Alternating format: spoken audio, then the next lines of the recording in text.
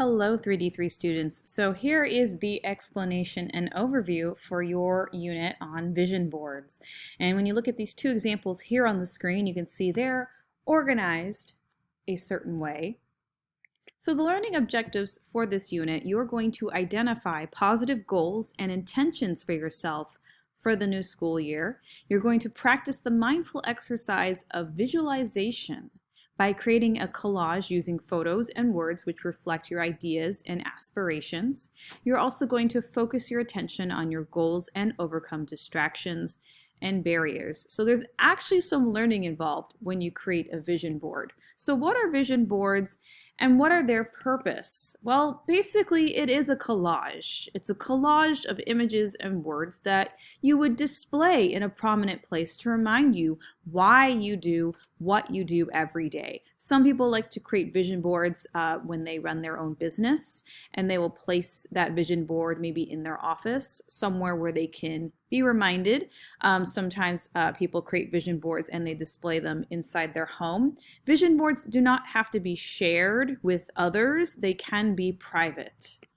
They reinforce daily affirmations because typically vision boards usually have something positive, something with intention.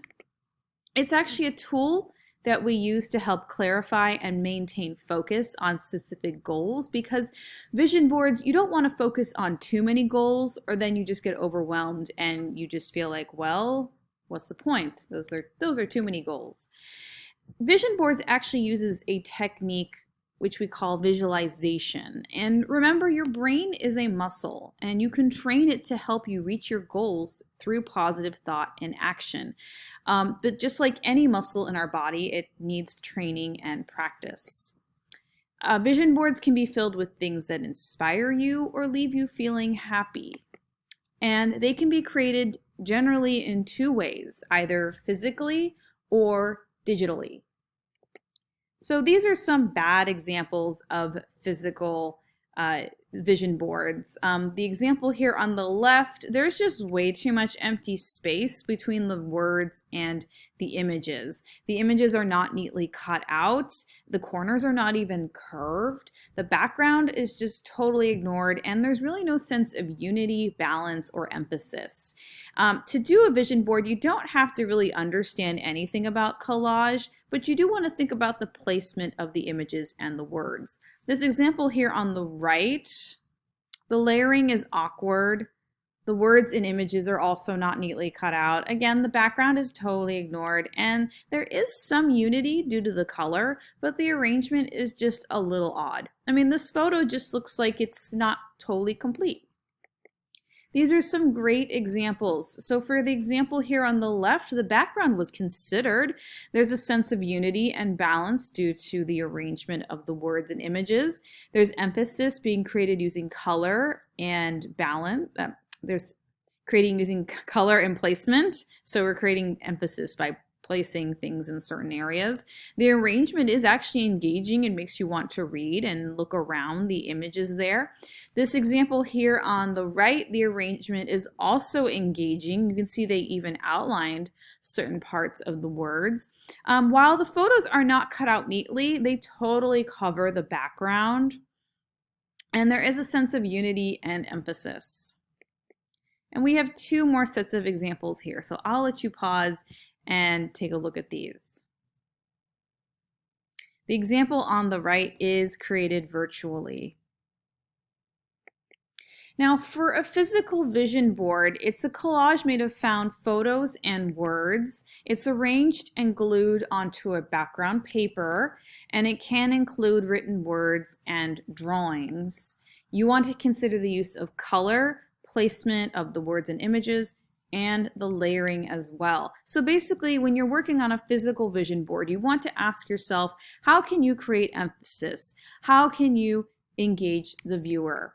So you have two options. You can create a physical vision board on paper, or you can create a digital vision board. This is the physical option here.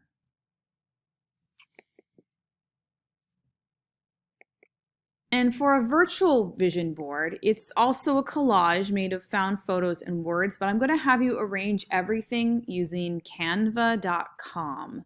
So you don't need to worry about any fancy Photoshop. But again, when you're placing the words and images, you want to think, how can you create a sense of unity and emphasis with the arrangement? You still need to consider the background. You need to think about the arrangement and layering. So here's an image, here's an example of somebody's vision board that they started. And what's nice about Canva is you can import your own photos. You don't have to just use the photos that are provided on the website.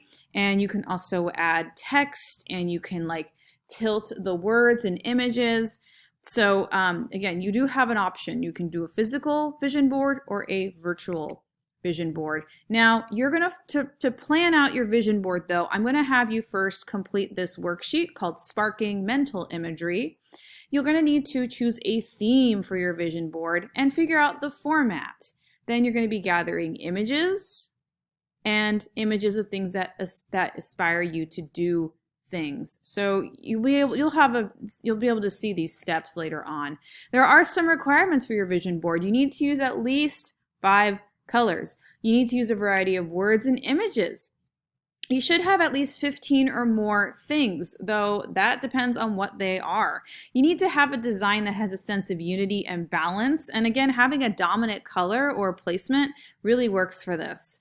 Design should use emphasis. You need to consider the background, and you need to follow an intended theme. So your next step now is picking up the Sparking Mental Imagery worksheet, and this will lead you through.